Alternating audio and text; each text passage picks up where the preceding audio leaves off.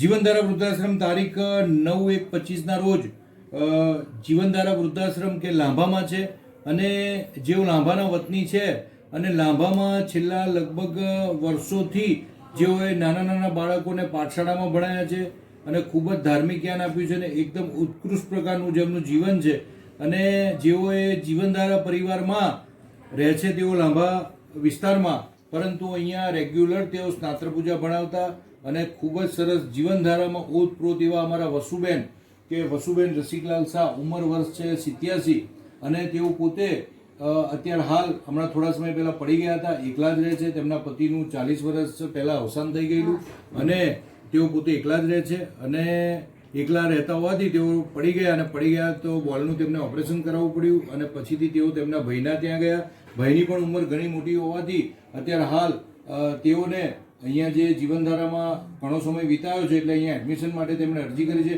અને જીવનધારા વૃદ્ધાશ્રમમાં કે જેઓ એકલા જ છે, જેઓ નિસંતાન છે, જેઓને એકલી દીકરીઓ છે, જેઓએ લગ્ન નથી કર્યા, જેઓ એબનોર્મલ છે, આવા એડમિશનોને પ્રાયોરિટી આપવામાં આવતી હોય છે. તો આજે અમારા જે વસુબેન છે કે વસુબેનને આજે અમે એડમિશન આપી રહ્યા છે અને વસુબેનને જે તેમના ભાઈ રમેશભાઈ તેઓ શું કહે છે તે આપણે સાંભળીશું. રમેશભાઈ, શું કહો છો તમે? એમને એડમિશન કેમ લેવું આપણે અહીંયા મૂકીએ છીએ? તે એમને લાંભા એમની પોતાની ભૂમિ એમને લાગે છે અને એટલા એમને અહીંયા રહેવાની વધારે ઈચ્છા હોવાથી બેન હેતલબેન, તેમને જે કહીએ કે દિલથી ખૂબ જ સરસ કામ કરતા અને તેમના ભાણેજ વહુ કે હેતલબેન શેતલભાઈ શાહ કે તેમણે તેમને 2 મહિનામાં સરસ ચાલતા એટલે કે વોકર વડે ચાલતા કરી દીધા છે. ખૂબ જ લાગણીશીલ છે અને એવા બેન અમારા હેતલબેન, તમે શું કહો છો તે કહો. ફૈબા જે છે એ અમારા બહુ ભક્તિભાવવાળા છે. આજે 1.5 મહિનામાં આ ઉંમર ઊભા થયા હોય તેમની ભક્તિથી આટલા ઊભા થયા છે, પણ હવે ફરી આગળ વધારે સારું થાય એના માટે જ અત્યારે અહીંયા આવ્યા છે. તો એમને અહીંયા સારામાં સારી ટ્રીટમેન્ટ મળે અને બધા વચ્ચે રહેશે, ત્યાં ઘરમાં એકલા રહે છે એના કરતાં બધા વચ્ચે રહેશે તો સચવાશે બી સારા અને પોતે બી મનથી ખુશ રહેશે તો એમનું બાકીનું જીવન બહુ સરસ વીતે. તમને કેવી લાગણી છે બા પ્રત્યે? માં જેવી. ખૂબ સરસ.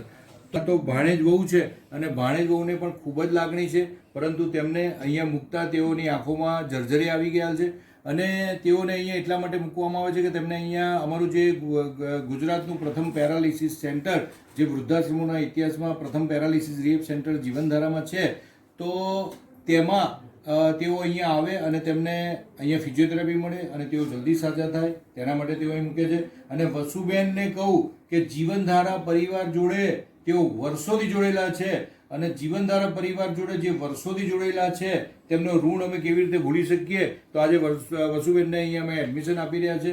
તો આજે હું સંદીપ શાહ અને અમારા માનનીય ટ્રસ્ટી અલ્કેશભાઈ મસરૂવાલા અહીંયા ઉપસ્થિત છે અને આજે આ વસુબેનનું એડમિશન અહીંયા ફાઇનલ થાય છે. તો જીવનધારા વૃદ્ધાશ્રમ પરિવારના પ્રણામ. અને વસુબેન શું કહે છે તે આપણે સાંભળીશું. વસુબેન, અહીંયા રહેશો ને? ગમશે ને? હા, અમારા વસુબેન છે. પ્રણામ.